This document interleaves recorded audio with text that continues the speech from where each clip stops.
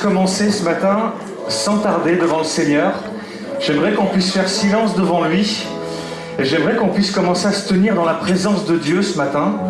On va prendre un petit moment, on va attendre encore les frères et sœurs qui ne sont pas encore arrivés ce matin. On va se tenir dans la présence du Seigneur. Je ne sais pas dans quel état d'esprit tu es venu ce matin.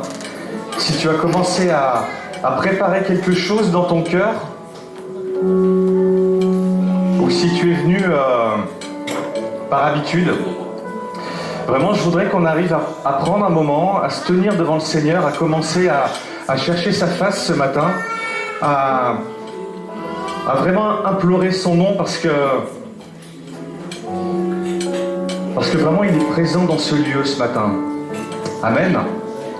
Amen.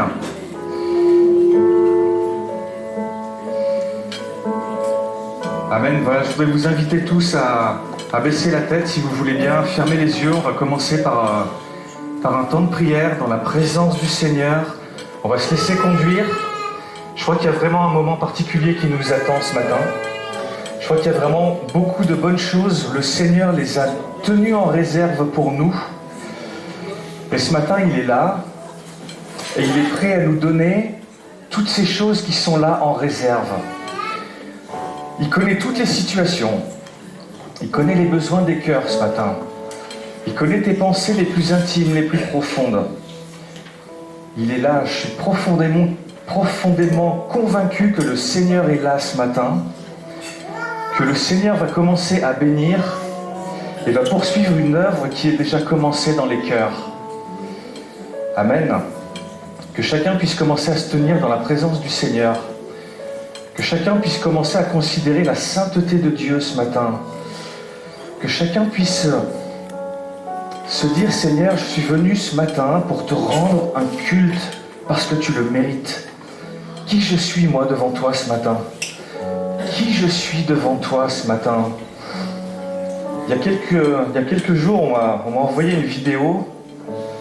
C'est un drone qui avait filmé une plage au Cambodge. Et cette vidéo est restée un petit peu, les images sont restées dans ma tête. Je revois un petit peu tous ces grains de sable sur la plage vus d'en haut. J'ai l'impression qu'on est tous un petit peu comme ça ce matin, comme des tout petits grains de sable. Et le Seigneur, lui, nous voit d'en haut. Qui est-on ce matin devant lui? Qui est-on ce matin devant lui? Vraiment, j'ai à cœur qu'on puisse s'incliner, qu'on puisse s'humilier devant lui, qu'on puisse lui dire, je reconnais qui tu es, je reconnais ta grandeur. Seigneur, c'est en toi que je veux confier ma vie ce matin. C'est en toi que je veux confier ma vie. Vraiment, je voudrais qu'on ait un petit temps de prière tous ensemble ce matin avant de commencer ces instants. Et qu'on sache se tenir devant lui. Si quelques-uns ont à cœur d'élever la voix déjà ce matin, avant qu'on commence, avant que la louange ne débute, vraiment, je veux t'inviter à ne pas retenir tes mots, à ne pas retenir ton élan de cœur vers le Seigneur ce matin, mais vraiment à lui dire ce qu'il y a en toi, à lui dire ce que tu ressens pour lui. Seigneur, ce matin, je veux fermer les yeux, je veux m'incliner humblement devant toi, Seigneur. Je reconnais qui tu es, Seigneur. Je reconnais ta royauté, ta majesté, ta toute-puissance. Et encore, ce ne sont que des mots, Seigneur, que j'essaie d'exprimer devant toi ce matin. Ce ne sont que des mots, Seigneur, dans toute leur faiblesse. Mais vraiment, Seigneur, je veux le dire malgré tout. Et je veux me tenir devant toi ce matin. Tu es là, Seigneur, tu es là. Je veux reconnaître qui tu es, Seigneur. Je veux te louer. Je veux commencer déjà à élever ton nom, Seigneur. À invoquer ton nom, Seigneur. À proclamer que tu es présent dans ce lieu ce matin. Je veux commencer sans tarder, Seigneur. Je ne veux pas te faire attendre ce matin. Je veux te dire, Seigneur, combien mon amour est grand pour toi, Seigneur Jésus. Je veux me tenir devant toi, Seigneur. Je sais, Seigneur, qu'il y a des bénédictions qui nous attendent. Il y a des choses qui nous attendent. Il y a des choses qui sont là, Seigneur, et qui viennent directement du cœur de Dieu. Béni sois-tu ce matin, Seigneur. Béni sois-tu. Si tu veux élever ta voix ce matin, vas-y, sens-toi libre. Tu es devant lui ce matin. Amen. Amen. Commence à élever ta voix si tu le veux ce matin. Alléluia. Alléluia.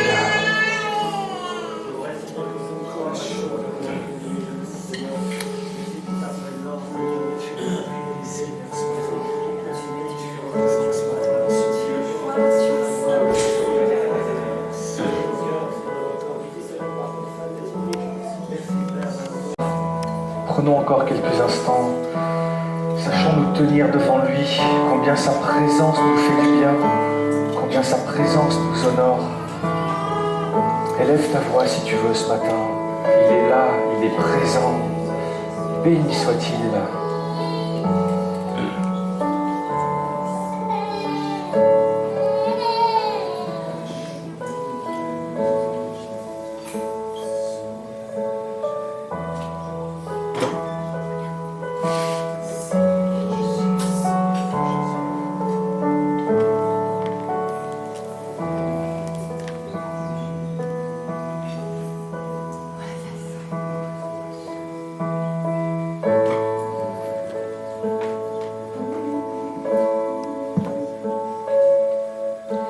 Que le Seigneur soit vraiment béni ce matin. Voilà, je t'encourage vraiment à prendre conscience de sa sainte présence ce matin. On va pouvoir commencer, on va lui rendre un culte qui lui est digne. En tout cas, on va faire tout ce qu'on peut, tout ce qu'il y a dans notre cœur ce matin. Je vais laisser la place à l'équipe de louange pour qu'on soit vraiment conduit plus encore dans la présence du Seigneur. Puis on va faire un peu comme d'habitude, c'est vrai, on va avoir un temps de louange parce qu'il le mérite. On va écouter la parole de notre Seigneur parce qu'il a des choses à te dire ce matin. Et vraiment, de tout mon cœur, soyez bénis ce matin. Amen. Amen. Bienvenue, Église de Villefranche, dans la présence du Roi des Rois. Amen. On veut, comme David ce matin, dire « Je te louerai de tout mon cœur ». Je ne pense pas que David était quelqu'un de parfait, mais il obéissait au commandement de Dieu qui disait « Je te louerai, quelles que soient les circonstances, de tout mon cœur, de toute mon âme, de toute ma pensée. » Amen. Et on ne veut pas ce matin juste louer, adorer du bout des lèvres, mais de tout notre cœur, de toute notre âme et de toute notre pensée. Amen. Que les voix du peuple de Dieu ce matin puissent déclarer qu'il est Dieu sauveur. Amen.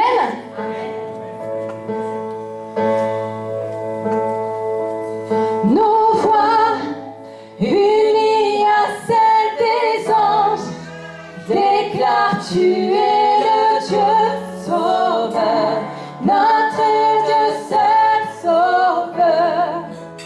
Ton peuple uni à tous les anges déclare tu es le Dieu sauveur, notre Dieu seul sauveur.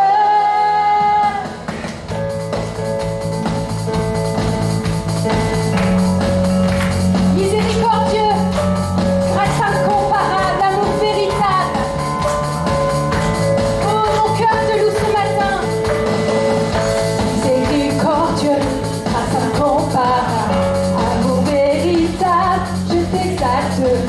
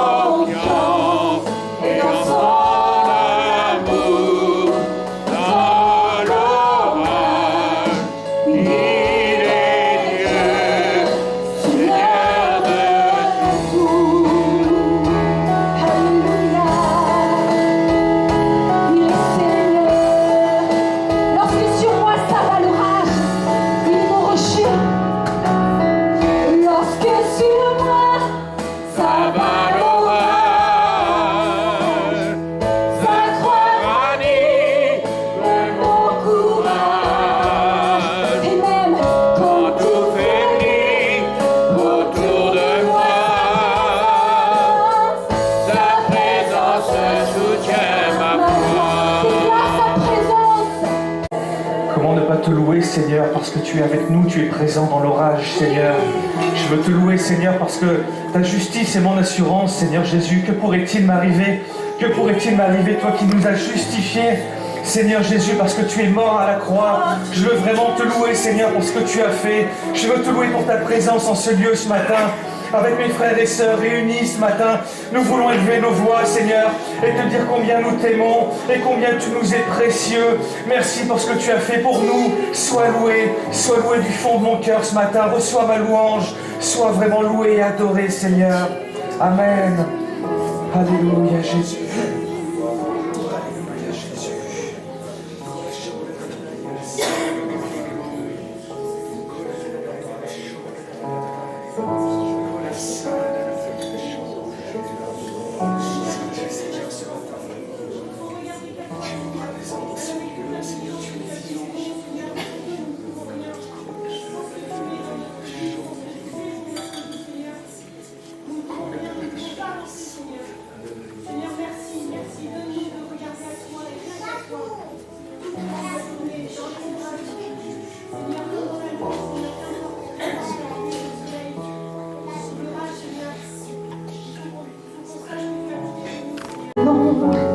Rien ne t'est impossible. Émerveillé en ta présence, ta joie me remplit d'espérance. Émerveillé en ta présence, je chante que rien ne t'est impossible. Je suis émerveillée en ta présence. Ta joie me remplit d'espérance. Il n'y a personne comme toi, Jésus. Non, personne n'est comme toi. Sur toute la terre, il n'y a personne comme toi, Jésus. Personne n'est comme toi. Tu fais de grandes choses, tes œuvres sont glorieuses. Toi, le Dieu fidèle, puissant est ton nom. Tu fais de grandes choses, tes œuvres sont glorieuses. Toi, le Dieu fidèle, puissant est ton nom. Est-ce qu'on peut se lever ce matin? Je vous invite à vous lever. On veut glorifier le nom de notre Sauveur, qui est mort à la croix mais qui est ressuscité, qui a fait de grandes choses. Seigneur, ce matin, on veut déclarer puissant est ton nom. Tes œuvres sont glorieuses. Tu es fidèle. Tu es mon rocher. Tu es mon roc. Tu es le Dieu d'espérance. Alléluia, mon cœur t'adore et t'honore. Oh, Jésus émerveillé en ta présence. Chante et déclare que rien ne lui est impossible. Rien ne t'est impossible. Alléluia, je suis émerveillé en ta présence. Ta joie, mon salut, ta joie me remplit d'espérance. Il n'y a personne comme toi, Jésus. Oh non, personne n'est comme toi. Sur toute la terre, il n'y a personne comme toi, Jésus. Nul n'est comparable à toi. Personne n'est comme toi. Tu fais de grandes choses. Tes œuvres sont glorieuses. Toi, le Dieu fidèle, puissant est ton nom. Tu fais de grandes choses. Tes œuvres sont glorieuses. Toi, le Dieu fidèle, puissant est ton nom. Tu fais, Seigneur. Je ne sais pas si tu en es convaincu, moi j'en suis absolument convaincu, il est là. On n'a pas besoin de le sentir, on n'a pas besoin de le voir. Parfois, il y a des choses qui arrivent. Peut-être que ce matin, il y a des projets pour toi ce matin. Il y a des projets pour ta vie. Il a un plan pour toi. Je crois qu'on va continuer à pouvoir se faire du bien ce matin. On va passer très rapidement aux annonces. Donc, notre pasteur Lolo n'est pas là. Il n'a pas laissé d'annonce particulière ce matin. Il est au Liban actuellement dans le cadre d'une mission avec l'AEP. Voilà, qui va peut-être être un petit peu écourtée. Bon, on ne sait pas encore. Il a donné des nouvelles un petit peu à la plupart d'entre nous. Tout ne s'est pas passé comme il aurait souhaité, mais voilà, le Seigneur est là, le Seigneur agit comme il l'a résolu de le faire, et je crois vraiment que notre frère apporte quelque chose là-bas, et que de son œuvre là-bas, il ramènera encore quelque chose ici. Ce matin, vous avez peut-être vu les quelques photographies et vidéos qu'il a partagées avec nous, notamment pour un service de baptême avec deux tout jeunes enfants, qui vont passer par les eaux du baptême parce qu'ils ont décidé de suivre Jésus et dans leur tout jeune âge. Et franchement, ça ne doit pas être simple. Il doit y avoir des conditions particulières, ça ne doit pas être simple pour eux, mais ils ont décidé de faire ce choix. Et vraiment, ça me faisait penser à ce don spirituel qu'on a entendu ce matin. Vraiment, fais comme ces enfants ce matin, ne tarde pas. Il y a vraiment tellement de bonnes choses à trouver auprès de notre Seigneur. Vraiment, ne tarde pas ce matin, ne tarde pas, considère qui il est. Et vraiment, voilà, moi je sais que cette décision était la meilleure pour ma vie. Et je crois que beaucoup d'entre nous pourraient dire la même chose ici ce matin. C'est vraiment la meilleure décision que j'ai prise de m'engager avec le Seigneur. Il a changé toute ma vie. Il a tout changé. Amen. Voilà, donc nos réunions hebdomadaires, donc mardi prochain à 19h dans ce lieu pour la réunion d'édification. Vendredi, la prière à 19h et notre culte, donc toutes les semaines à 9h45 dans ce lieu, pas à 10h, à 9h45. Ne faisons pas attendre le Seigneur le matin. Je trouve que c'est un peu indigne de lui. Et vraiment, moi si on commence à 9h30, ça m'irait bien.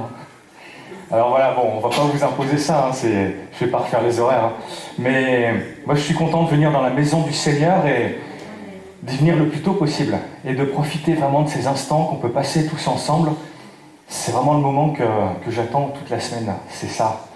D'être dans la présence et dans la maison du Seigneur avec mes frères et sœurs pour pouvoir louer, pour pouvoir partager toutes les choses qui viennent de Dieu. Amen. Voilà, on va partager la parole de Dieu. Alors peut-être maintenant, je ne crois pas qu'il y ait d'autres annonces à faire. Jeûne et prière dimanche prochain. Non, celui d'après, le 26, c'est ça? Non, le 19, donc dimanche prochain. C'est ça, c'est dimanche prochain. On me donne une info, une fausse info.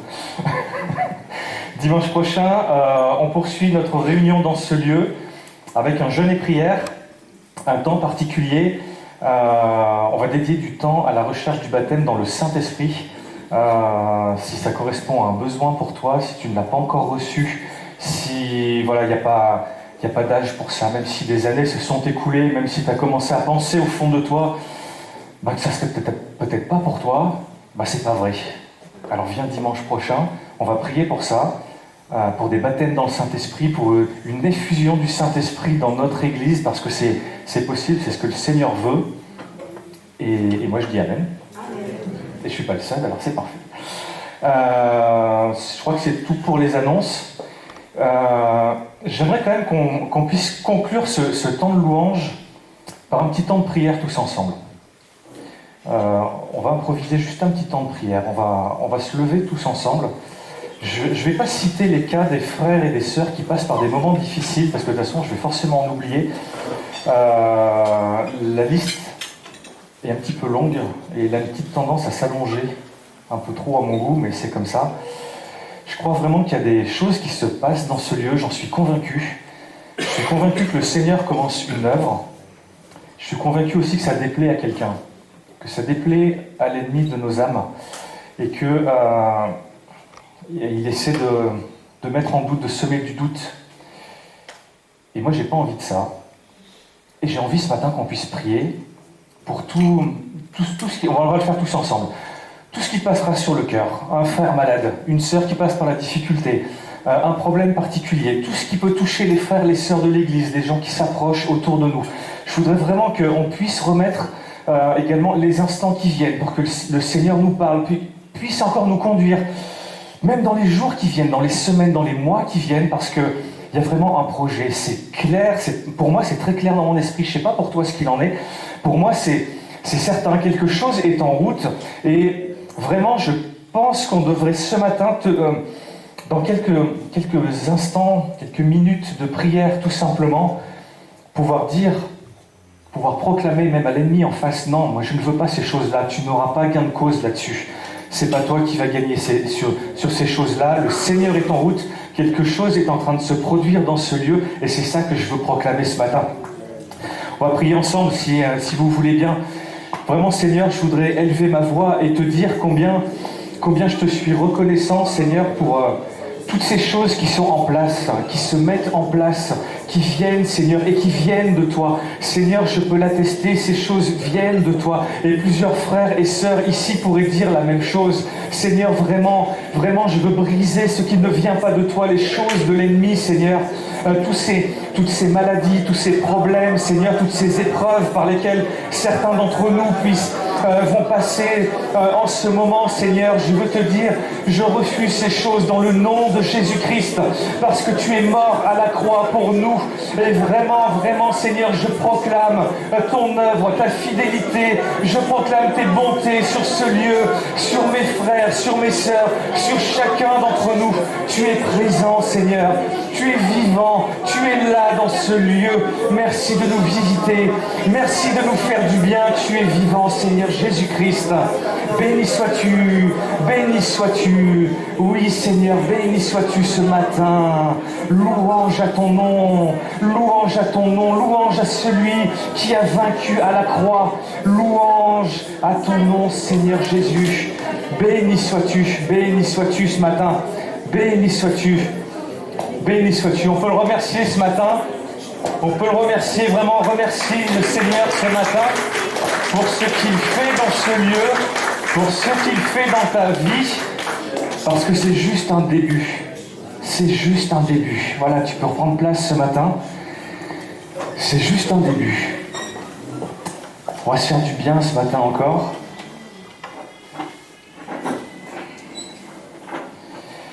Voilà, on va se faire du bien, Le Seigneur est là ce matin. Amen. On va se faire du bien autour de sa parole. Moi, j'aime beaucoup me faire du bien autour de la parole de Dieu. J'y passe des heures, c'est extraordinaire. Tu peux lire un texte et le relire. Il m'est arrivé il y a quelques jours de lire un texte qui m'a touché. Et en fait, je l'ai revu sans faire exprès le lendemain. Et il m'a touché d'une façon encore différente. Et la parole de Dieu est vraiment inépuisable. Inépuisable. Ce que je n'avais pas vu la veille, le Seigneur m'a montré quelque chose le lendemain. Et il a vraiment parlé à mon cœur. Vraiment, la parole de Dieu est une richesse inépuisable. On va plonger nos regards dans un texte. On va commencer avec un texte qu'on connaît bien ce matin dans Daniel chapitre 1 verset 1. Daniel, c'est un personnage qu'on connaît assez bien. On va parler de lui ce matin, et on va parler d'un autre homme. On va regarder un petit peu ce que la parole de Dieu a à nous dire par rapport à deux personnages, à leur comportement et à tout un contexte. Je ne sais pas si tu peux peut-être l'afficher, je ne sais pas si ça va. Ah, voilà, c'est parfait, au top. Ok. Voici ce que nous lisons. Daniel 1.1. La 3e année du règne de Jéhoïakim, roi de Juda, Nebuchadnezzar, roi de Babylone, marcha contre Jérusalem et l'assiégea. Le Seigneur livra entre ses mains Jéhoïakim, roi de Juda, et une partie des objets de la maison de Dieu. Il les emmena au pays de Shinéar, dans la maison de son Dieu, et il mit les objets dans la maison du trésor de son Dieu. Le roi dit à Ashpenaz, chef de ses eunuques, d'amener quelques-uns des Israélites de race royale ou de famille de dignitaires, de jeunes garçons sans défaut corporel, de belle apparence, doué de toute sagesse, d'intelligence et d'instruction, capable de servir dans le palais du roi, et à qui l'on enseignerait les lettres et la langue des Chaldéens. Le roi leur fixa pour chaque jour une portion des mets de sa table et du vin dont ils buvaient, voulant les élever pendant 3 années, au bout desquelles ils se tiendraient au service du roi. Il y avait parmi eux, d'entre les fils de Juda, ça clignote, plus. C'est bon? 1, 2, 2. Non. Ça y est, ça repart. Ça pile. On va passer avec le micro. Non, ça y est. Bon, bah. Ah non. Allez, on va pas insister.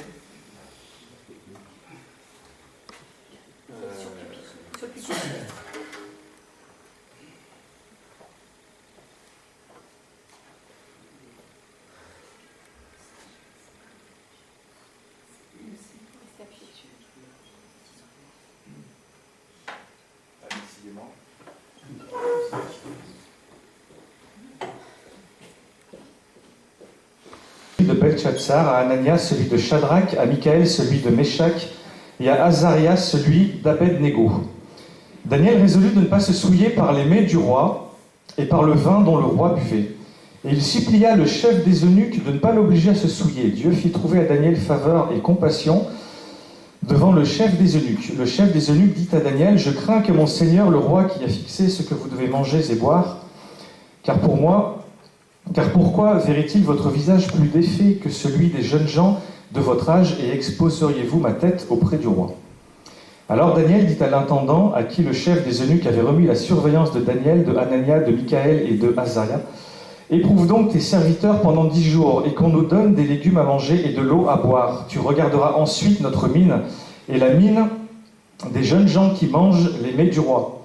Et tu agiras avec tes serviteurs d'après ce que tu auras vu. » Il leur accorda ce qu'ils demandaient et les éprouva pendant 10 jours. Au bout de 10 jours, ils avaient meilleure mine et plus d'embonpoint que tous les jeunes gens qui mangeaient les mets du roi. Désormais, l'intendant emportait les mets et le vin de leur repas, et il leur donnait des légumes. Dieu accorda à ces 4 jeunes gens de la science, du discernement dans toutes les lettres et de la sagesse, et Daniel expliquait toutes les visions et tous les rêves. Allez. On va passer à Daniel, chapitre 4, verset 26.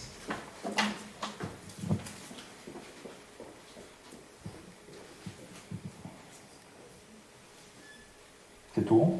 Ah.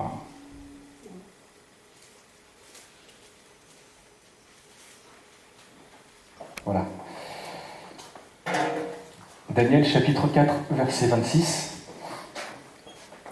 Au bout de 12 mois, comme il se promenait dans le palais royal à Babylone, le roi prit la parole et dit: « N'est-ce pas ici, Babylone la grande, que j'ai bâtie comme résidence royale par la puissance de ma force et pour l'honneur de ma gloire ?»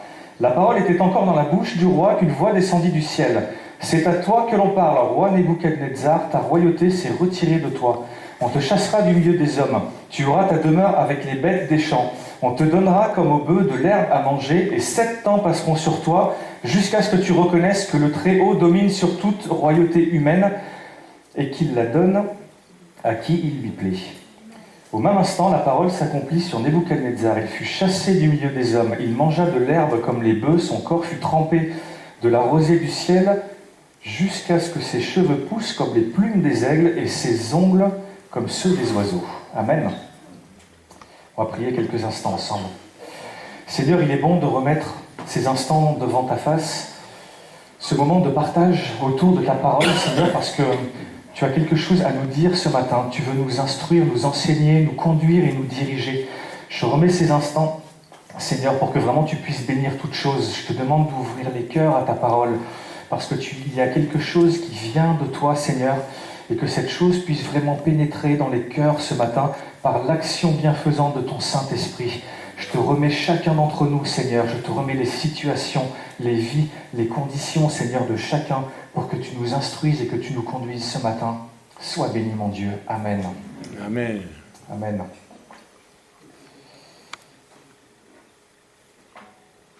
Voilà. Je pense qu'on connaît tous assez bien Daniel. On sait tous de qui il s'agit.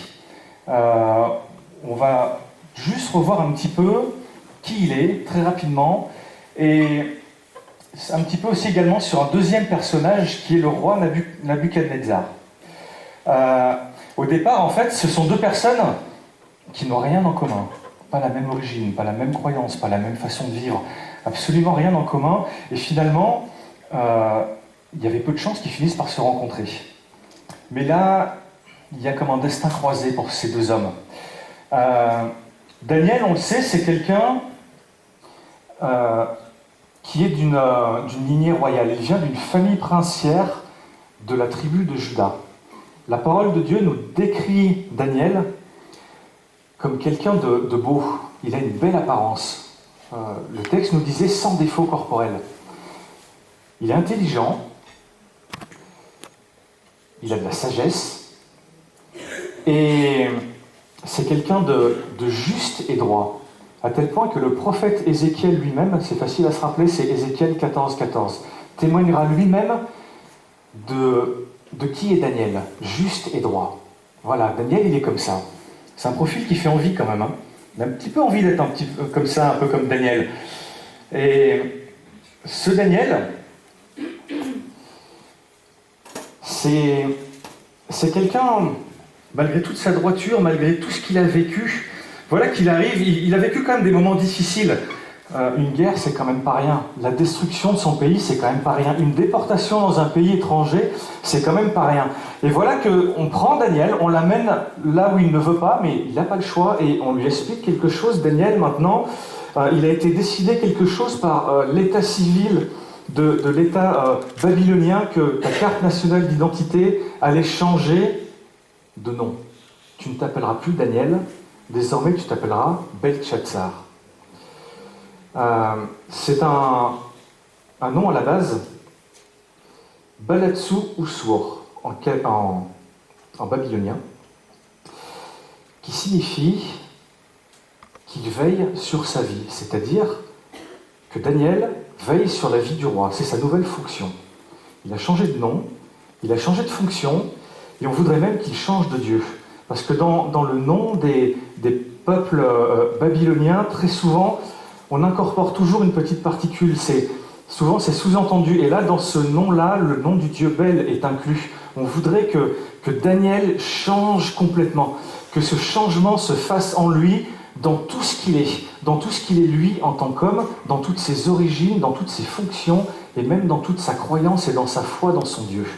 Voilà ce qui était prévu d'être imposé sur Daniel. Mais si on parle de Daniel, je pense que si j'avais posé la question tout à l'heure, tout le monde m'aurait dit, Daniel, c'est celui qui refuse de se souiller avec les mets du roi. C'est cette image-là que Daniel nous a laissée. Et effectivement, Daniel, il ne va pas se révolter contre l'autorité comme ça. Il ne peut pas, il n'en a pas les moyens, c'est pas possible. Mais par contre, il a dit quelque chose. Il a pris une résolution dans son cœur. Et il a dit, peut-être que ma nouvelle carte d'identité babylonienne portera ce nom de Belchatsar, mais dans mon cœur, je serai toujours Daniel. Et ça ne changera pas.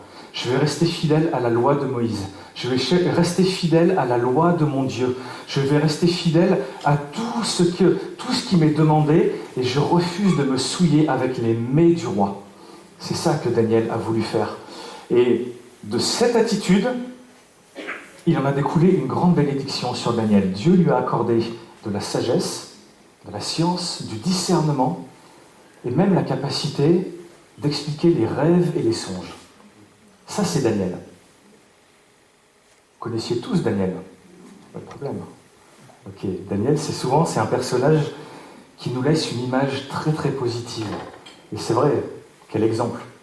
Si on pouvait juste être un tout petit peu comme Daniel. Moi, ça me conviendrait déjà, ça serait déjà bien. Il y a un autre personnage qui apparaît dans ce récit, c'est le roi Nebuchadnezzar. C'est un personnage assez particulier quand même. Au commencement, avant tout, c'est un chef militaire. Un chef militaire de renom, un chef militaire hors pair. Quelqu'un qui arrive à créer un développement de la Babylonie, en fait, par des campagnes militaires sans précédent. Il est vainqueur des Égyptiens, la plus grande puissance militaire mondiale à cette époque-là. Il en est vainqueur, dans la bataille de Carchemish en 605. Et puis plus tard, toutes les contrées sur lesquelles il va passer, de l'Euphrate jusqu'à l'Égypte, il va tout conquérir. De l'Euphrate jusqu'à l'Égypte, ça veut dire, c'est ce qu'on appelle à cette époque-là le croissant fertile. Ce sont les terres d'abondance, les terres qui donnent, qui sont riches pour l'agriculture, qui amènent toutes les richesses de cette époque-là. Tout est entre ses mains. Tout le monde riche, il a laissé que les miettes. Tout le monde riche et connu d'alors est entre ses mains. Tout lui appartient. Tout est à lui. Il va ensuite obtenir la royauté et il va continuer son parcours. Il va écraser la rébellion de Juda. Il va détruire Jérusalem et déporter le peuple en 586. Et il va terminer son œuvre en finissant par conquérir l'entièreté de l'Égypte en 567. Ça, c'est la puissance du roi Nebuchadnezzar. Rien ne l'arrête, rien ne lui résiste, tout est entre ses mains.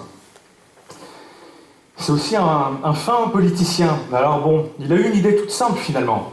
C'est qu'il s'est dit que, au lieu de faire un petit peu comme ça se pratiquait dans le temps, de conquérir des pays, de tout détruire et de tuer tout le monde, finalement, si on déportait tout le monde, ça serait mieux. Ça ferait de la main-d'œuvre, tout ça. Ah oui, là, il a eu une bonne idée. Et de fait, il est devenu un grand bâtisseur. C'est lui qui a bâti la grande muraille de Babylone, le palais royal, des sanctuaires, les fameux et mythiques jardins suspendus de Babylone. C'est lui. Et même, on lui attribue la réalisation d'un lac artificiel de 225 km de circonférence pour 55 mètres de fond. Alors, je ne sais pas si tu arrives à visualiser ce que c'est. En gros, on est à Villefranche-sur-Saône. Si on était au centre de ce lac, on tracerait une ligne de Clermont-Ferrand jusqu'à Genève et de Chalon-sur-Saône jusqu'à Valence, à peu près. Ça, c'est le lac artificiel de Monsieur Nebuchadnezzar, comme ça. Voilà, il s'est créé sa petite chose pour lui. Je sais pas, j'ai du mal à représenter. Alors je me dis que si cet homme a réussi à construire tout ce qu'il a fait en faisant d'aussi grandes choses, ben, à mon avis, ce gars-là, dans sa piscine personnelle, il a même fait du bateau, je pense. J'arrive pas à imaginer la construction que ça a pu être. Voilà qui il est. Et un dernier point aussi, mais pas des moindres, c'est un homme très orgueilleux. Voilà qui est Nebuchadnezzar. Vous le connaissiez aussi, je pense. Jusque-là, voilà, tout le monde avait une idée au moins de qui il est et de l'état dans lequel il vivait. Maintenant, on pourrait dire tout simplement que ces hommes, finalement, ils vivent leur vie comme toi, comme moi, tout simplement. Finalement, Daniel, qu'est-ce qu'il fait ? Il a pris des résolutions dans son cœur, il a décidé qu'il continuerait à suivre son Dieu malgré l'opposition. Il a le droit de vivre comme ça, il peut, c'est son choix, c'est ce qu'il a fait. Il a continué comme ça. Il a pris des risques aussi. Il a aussi vécu des choses difficiles, on l'a dit tout à l'heure. Une déportation, c'est pas rien quand même dans sa vie. Il a vécu des choses difficiles. Mais on pourrait se dire au final, oh, quand même, Dieu l'a béni. Au final, il a une belle vie, Daniel. Ce roi Nebuchadnezzar aussi, finalement, il doit avoir aussi ces moments de difficulté, ces moments de... c'est difficile de gérer toute une nation comme ça, surtout quand on a tendance à l'étendre, on multiplie aussi les problèmes. Il devait bien vivre aussi avec un certain nombre de problèmes, un certain nombre de tracasseries. Bon, voilà, mais on peut se dire, c'est quand même un roi, c'est quand même le roi le plus important à cette époque-là. Franchement, il a plutôt réussi sa vie quand même. Ça, c'est un petit peu l'image qu'on pourrait avoir de ces deux personnes, en tant qu'être humain, en tant qu'historien peut-être, si on se penche vraiment sur ce qui s'est passé, on pourrait regarder ces choses-là et se dire, ouais, c'est un beau parcours. Est-ce que Dieu a la même vision sur ces hommes-là que nous l'avons là maintenant ? pour Daniel, il y a quelque chose, vraiment, je voudrais qu'on ne passe pas à côté ce matin. Parce que Daniel, c'est toujours celui, pour nous, c'est un petit peu un héros de la foi, c'est celui qui va rester fidèle à son Dieu, et on connaît toutes les histoires de Daniel, on ne va pas les répéter ce matin. Mais Daniel, c'est surtout l'homme qui a décidé 2 choses, qui a résolu 2 choses, nous dit le texte biblique, c'est-à-dire, littéralement, il les a pris à cœur. C'était vivant dans son cœur. Il n'a pas dit « je vais faire ça parce que c'est pour le bien ». Il n'a pas dit « je vais faire ça parce que voilà, c'est pour avancer, ça sera quelque chose de positif dans ma vie ». Il a dit « je vais faire ça parce que c'est ce que j'ai à cœur, ça bouillonne en moi, c'est pour mon Dieu. Je vais faire 2 choses. Premièrement, pendant 10 jours. Deuxièmement, je vais m'abstenir des mets du roi ». Qu'est-ce que ça veut dire? Pendant 10 jours. On peut prendre ça comme... on peut le prendre tel que c'est écrit, tout simplement, pendant 10 jours. Pendant 10 jours, effectivement, parce que c'était la résolution, en fait, c'était le deal avec le chef des eunuques. Il fallait bien qu'à un moment donné, ça commence et ça finisse. Donc oui, pendant 10 jours. Maintenant, 10, ça veut dire autre chose. Est-ce que tu imagines que le 11e jour, il s'est réuni avec ses amis, et il a dit au chef des eunuques, c'est bon, j'ai passé mon épreuve. Et même, regarde, je suis vainqueur dans cette épreuve. J'avais raison ou j'avais pas raison? Est-ce que tout ce que je t'avais annoncé, ça s'est produit ou pas? Ça s'est produit. Maintenant, on est le 11e jour. Dresse une table et on va se réjouir avec mes amis. Est-ce qu'il a fait ça, Daniel? Non. Non. Alors, qu'est-ce que ça veut dire? Le 11e jour, il était hors de question de consommer à nouveau les mets du roi. 10, c'est un symbole biblique de la plénitude et de l'épreuve. Ça veut dire que Daniel savait qu'il rentrait dans la plénitude de l'épreuve. Ça veut dire que Daniel avait accepté que dans sa vie, dans sa marche avec Dieu, il traverserait l'épreuve. Et que peut-être même cette épreuve ne s'arrêterait pas. C'était son choix, parce que c'est lui qui a résolu de faire ça dans son cœur. 10 jours, et bien au-delà évidemment. Daniel ne s'est pas arrêté. Et qu'est-ce qu'il a choisi de faire pendant cette période, et plus encore?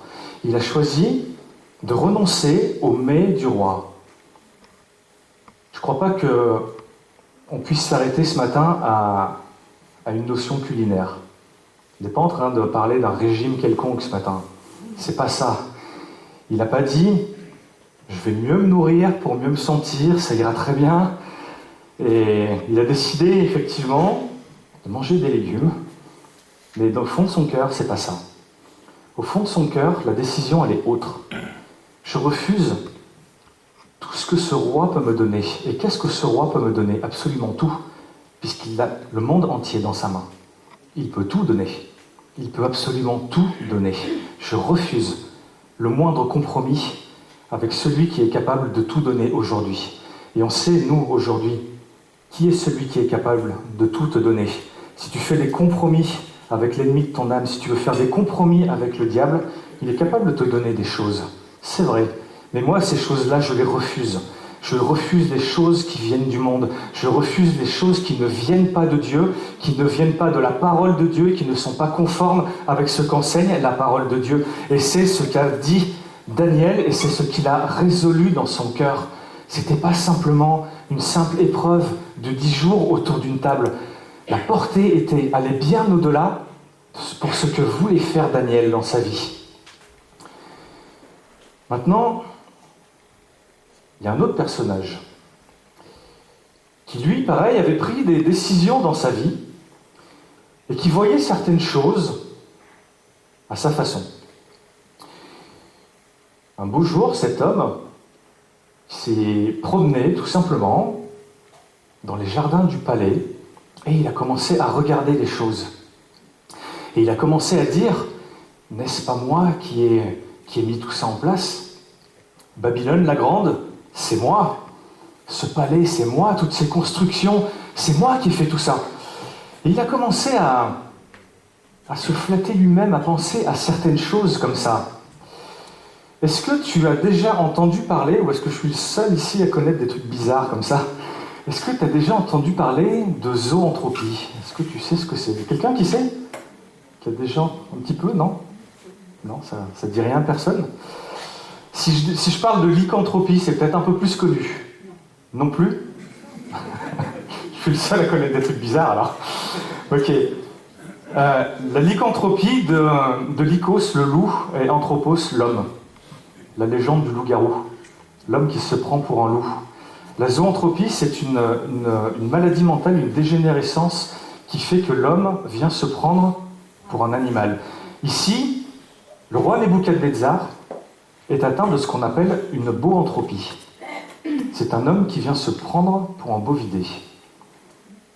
De roi qu'il était, si glorieux qu'il était, voilà que ce misérable est devenu l'équivalent d'une vache.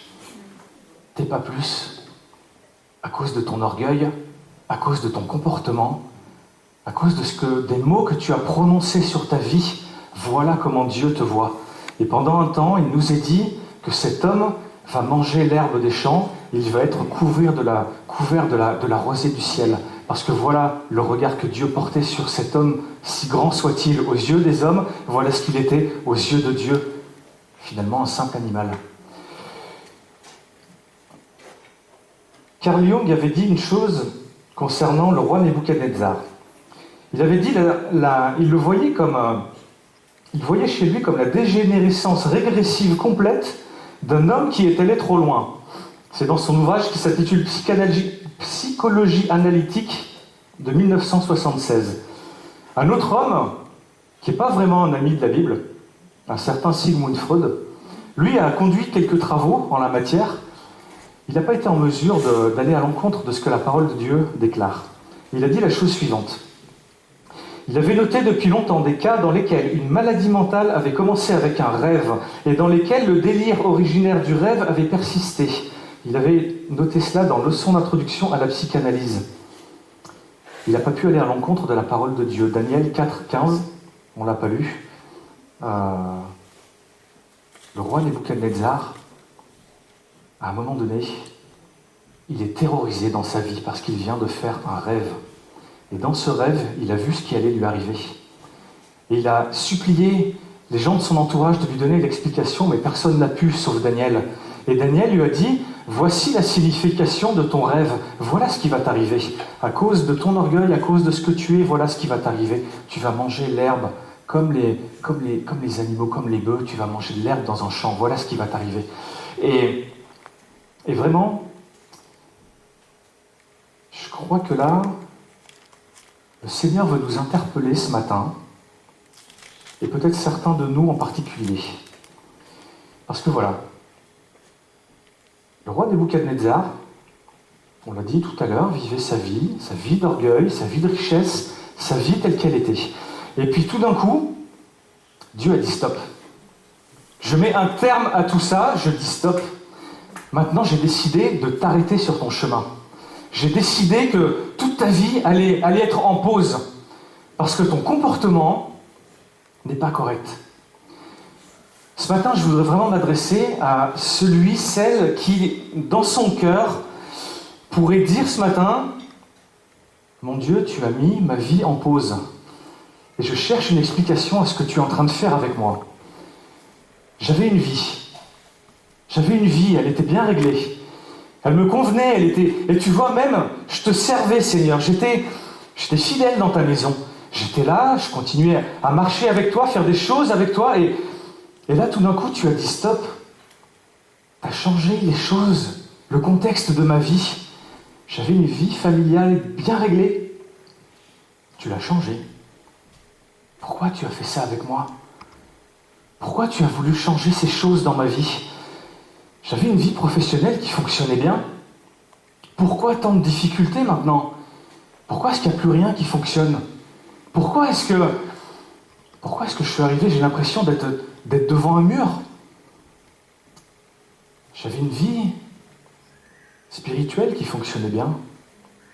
Dans mon église, ça se passait bien, et même j'avais un service dans mon église. Pourquoi tu m'as enlevé ça? Pourquoi tu l'as arraché de ma vie? Pourquoi est-ce que tu l'as enlevé? Seigneur, pourquoi est-ce que tu as fait ça? Pourtant, j'ai tout donné. J'ai jamais compté ce que je t'ai donné. Jamais.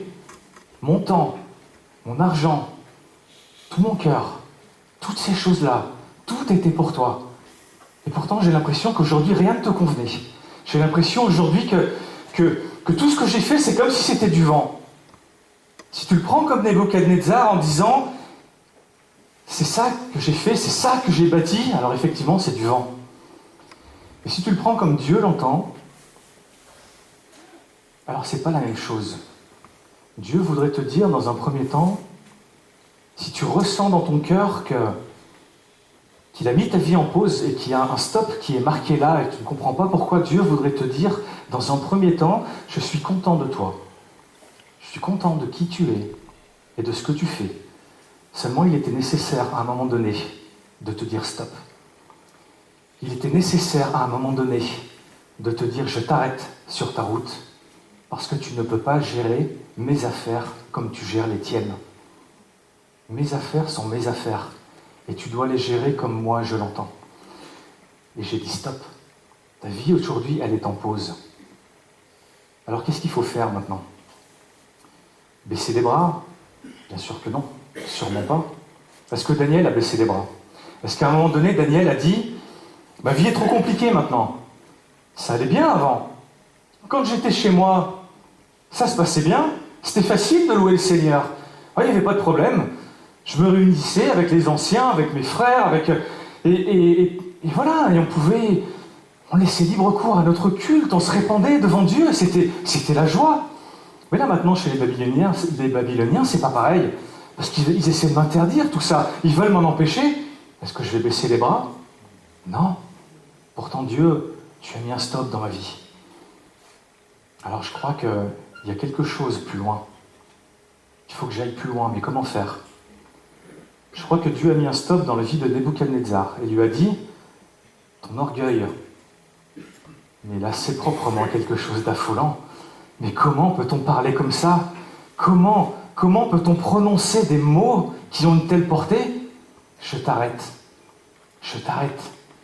Toi qui étais si orgueilleux, t'es plus maintenant qu'une espèce de bœuf dans un champ, rien de plus. » Nebuchadnezzar, à la fin de l'histoire, va être totalement rétabli.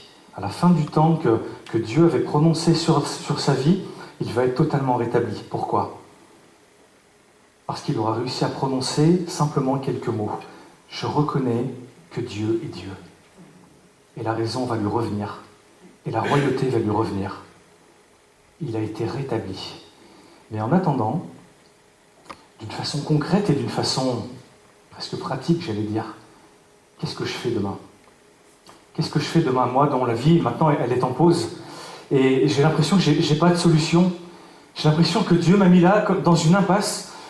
Moi, je marchais, j'avançais, et là, tout d'un coup, il y a ce truc, cette chose, ça m'est tombé dessus. Qu'est-ce que je dois faire? Je voudrais t'apporter 2 idées ce matin.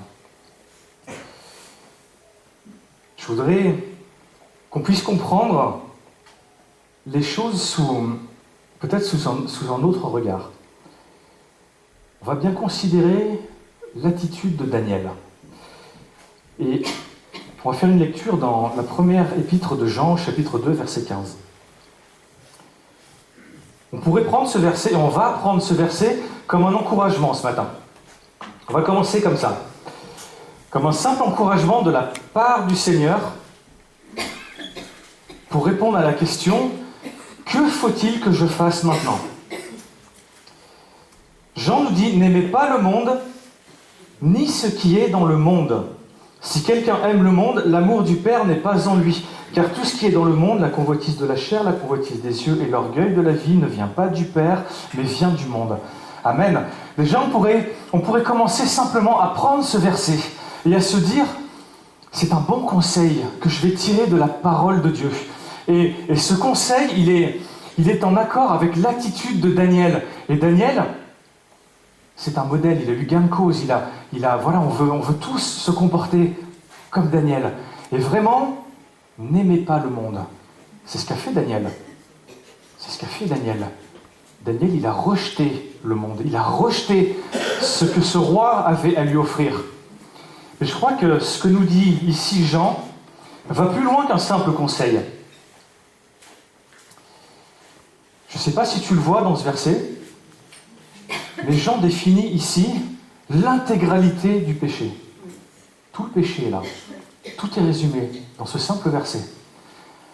Tu peux considérer n'importe quel péché, le pire qui soit, celui que tu trouves le plus révoltant, le plus immonde. Tu peux considérer peut-être ton propre péché, tes mauvais penchants, peut-être une addiction. Tu peux considérer tout ce qu'il en est. Et chacun de ces péchés, tu vas pouvoir le ranger dans l'une de ces catégories. Convoitise de la chair, convoitise des yeux, orgueil de la vie. Il n'y en a pas d'autre. Tout est là. Quelle est l'importance après de catégoriser, de ranger ton péché? Aucune. C'est vrai. À partir du moment où tu as péché, ça ne sert à rien d'aller mettre ton péché dans une case en disant « Maintenant, j'ai appris que c'était convoitise de la chair ou des yeux. » Non, ça n'a pas d'importance. Par contre, il y a quelque chose qui a un petit peu plus d'importance là-dessus. C'est que il y en a un qui a décidé de ne pas nous laisser tranquilles. Et de ne pas nous laisser forcément avoir tout ce qu'on pourrait avoir dans la présence de notre Seigneur. Et il arrive parfois qu'on soit soumis à des difficultés, à des choses particulières, à une certaine forme d'oppression, à des choses vraiment qui viennent de l'ennemi.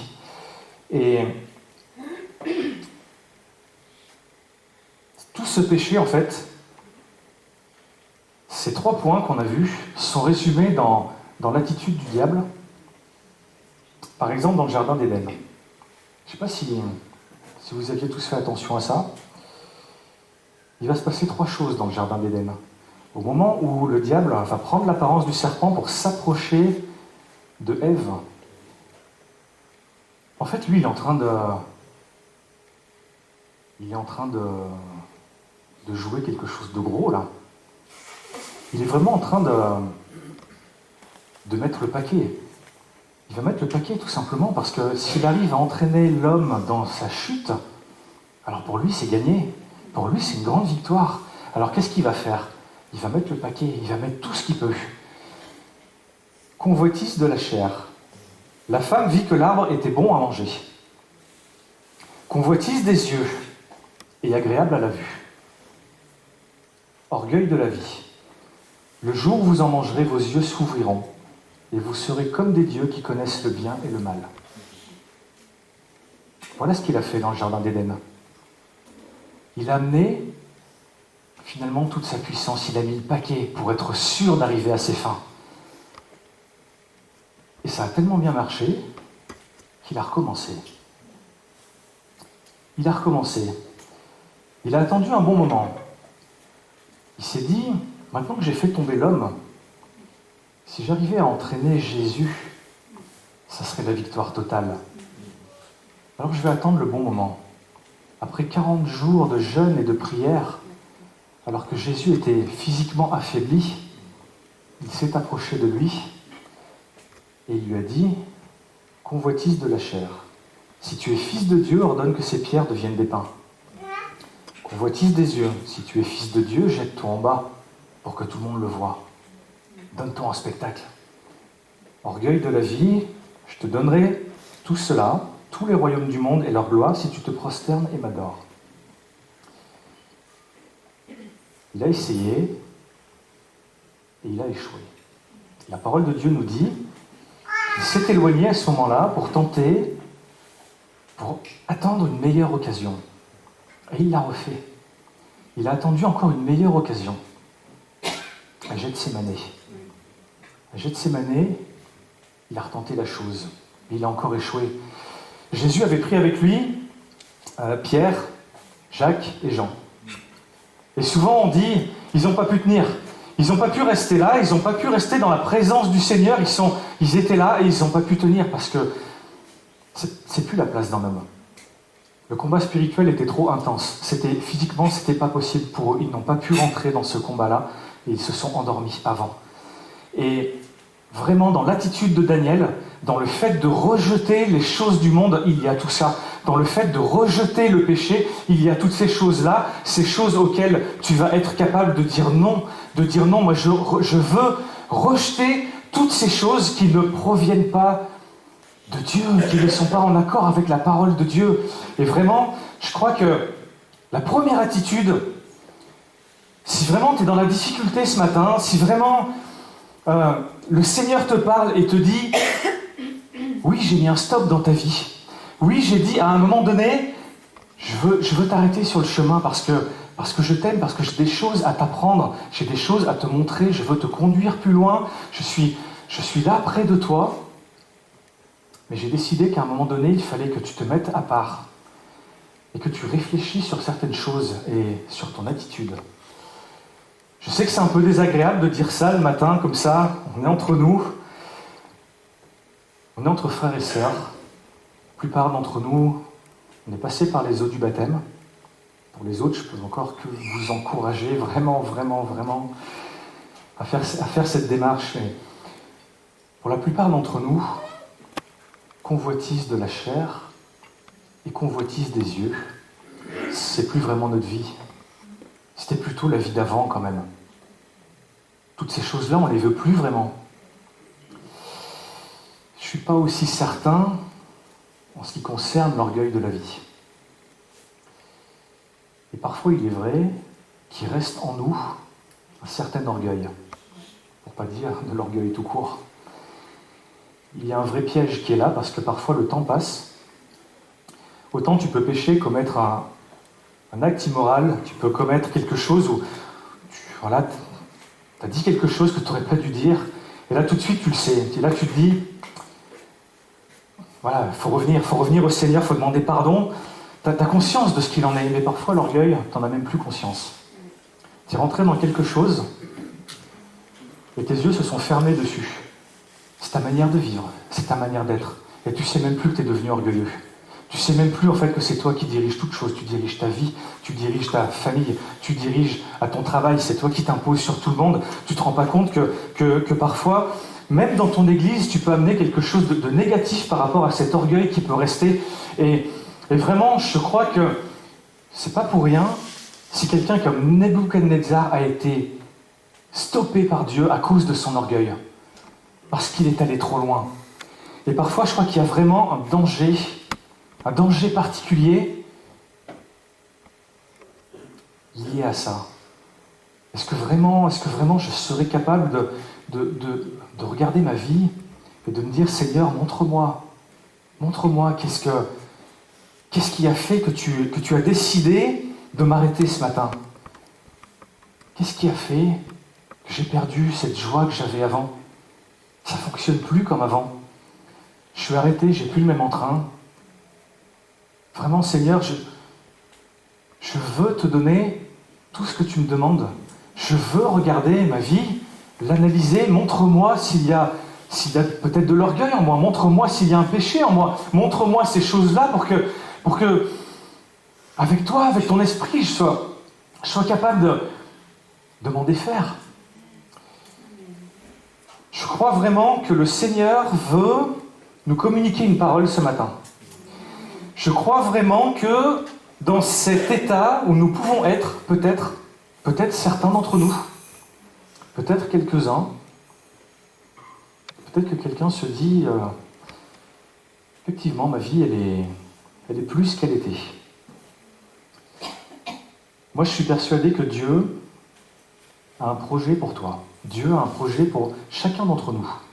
Un projet particulier. Je ne parle pas du projet général, du plan de Dieu pour ta vie. Ça, voilà, tout le monde sait que Dieu te contrôle de tout, que Dieu gère ta vie, etc. Je veux vraiment parler ce matin sur quelque chose de très spécifique. De très spécifique. Je pense que je peux m'adresser à tout le monde ce matin. Et j'ai vraiment à cœur de m'adresser en particulier à ceux qui disent « Ma vie est en pause ». Vraiment, Dieu veut te dire quelque chose ce matin. Il veut te dire 3 choses ce matin. Dieu, premièrement, veut te réconforter. Est-ce que tu peux afficher, s'il te plaît, Zacharie, chapitre 1, verset 13. Dieu veut te réconforter ce matin. Dans sa vision, le prophète Zacharie parle avec un ange. Et l'ange de Dieu s'adresse à Dieu en lui disant « Jusqu'à quand le peuple va souffrir comme il souffre actuellement? Jusqu'à quand ça va durer ?» Et que va faire Dieu? Tu peux l'afficher si tu veux. Que va faire Dieu? L'Éternel répondit par des paroles bienfaisantes, par des paroles de consolation à l'ange qui parlait avec moi. On n'a aucune idée de la teneur des paroles qui sont données ici à l'ange de la part de Dieu. Elles ne nous sont pas révélées, ne nous sont pas rapportées. Mais je suis convaincu ce matin que Dieu veut te parler ce matin par des paroles bienfaisantes, par des paroles de consolation. Dieu veut consoler un cœur ce matin. Et peut-être qu'il a déjà commencé son œuvre ce matin. Peut-être qu'il va la poursuivre dans les temps qui viennent. Dieu veut te parler. Dieu veut te consoler. Dieu veut te dire, je suis là à côté de toi. Sois convaincu de ce que tu es en train d'entendre ce matin, parce que c'est la vérité, une vérité qui vient de Dieu. Amen. Et vraiment, même si tu ne vois rien venir, ça ne veut pas dire que ça n'existe pas. Il y a plein de choses que mes yeux n'ont jamais vues. Et je sais que ça existe. Des choses qui sont éloignées, qui sont à l'autre bout du monde. Et je sais qu'elles existent. Dieu veut te réconforter. La deuxième chose dont tu dois être absolument certain, Zacharie chapitre 2, verset 12, tu es précieux devant Dieu. Tu es précieux, tu es précieuse devant Dieu.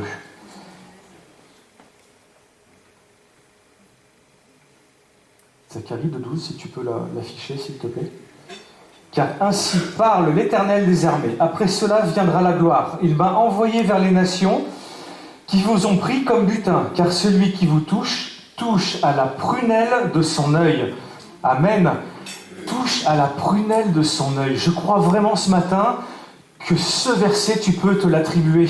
Et tu peux le prendre pour ta vie et te dire « Je suis précieux aux yeux de Dieu comme la prunelle de son œil. » Après tout, est-ce qu'il n'a pas sacrifié son Fils unique pour toi? Est-ce qu'il n'a pas envoyé Jésus mourir à la croix pour toi? Est-ce qu'il n'a pas fait ça pour toi? Et est-ce que Jésus n'a pas refusé de monter sur cette croix? Ou est-ce qu'il a souffert pour toi? Est-ce que son sang a coulé pour toi? Il y avait une raison derrière toutes ces choses-là. Tu es précieux aux yeux de Dieu. Et son plan, c'était que tu ne te perdes pas parce que tu as du prix à ses yeux. Amen. Et une troisième chose dont tu dois être absolument convaincu ce matin, Zacharie 2,17, Dieu est éveillé sur ta vie. Non, Dieu ne dort pas. Ne va pas penser que Dieu est endormi. Ne va pas penser que Dieu est éloigné. Ne va pas penser que Dieu ne se préoccupe pas de toi. Dieu sait tout. Il sait tout sur ta vie. Il sait exactement ce à quoi tu es en train de penser maintenant. Il sait ce par quoi tu passes. Il connaît tes problèmes. Il connaît tes convictions dans ton cœur. Il sait toutes les difficultés qui sont là. Que toute chair fasse silence devant l'Éternel, car il s'est éveillé de sa demeure sainte. Non, le Seigneur n'est pas endormi. Il n'est pas trop loin de toi. Il n'est pas coupé de toi. Il est là, il est tout proche. Il veut te réconforter. Tu as du prix à ses yeux et il regarde ta vie constamment. Ça, c'est le projet de Dieu. C'est le projet de Dieu pour toi qui dit aujourd'hui, ma vie est en pause. Dieu te dit, je te réconforte. Je te bénis. Toi qui vaux si cher à mes yeux. Tu crois que j'ai mis ta vie en pause comme ça pour te punir? Non, j'ai mis ta vie en pause pour t'emmener plus loin. Parce que tu es précieux pour moi. Tu es précieuse pour moi. Ta vie, elle est en pause parce que je veux que tu apprennes. Et bien souvent, c'est vrai, on apprend au travers de la souffrance, de la difficulté, de l'épreuve. Je ne vais pas me faire des amis ce matin, mais c'est comme ça. C'est souvent ça dans la parole de Dieu. C'est souvent comme ça.